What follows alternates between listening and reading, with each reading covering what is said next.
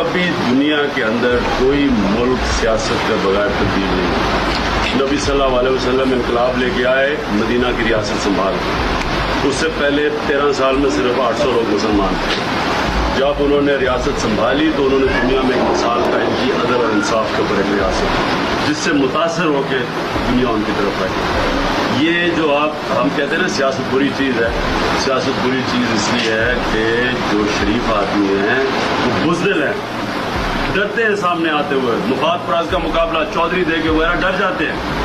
اور یہ سب سے بڑی خوش قسمتی ہے کہ ہم آج پاکستان میں ہمارے شریف لوگ, پڑھے لکھے لوگ گڈوں کے اندر بیٹھے ہوئے اور اوپر سارا چور ڈاکو بیٹھا ہوا. ہمارے اس وقت سب سے بڑا ملک میں ہماری ضرورت یہ ہے کہ ہم ان کا مقابلہ کریں اور ہم اس ملک کے اندر حق اور سچ کی حکومت پائیں.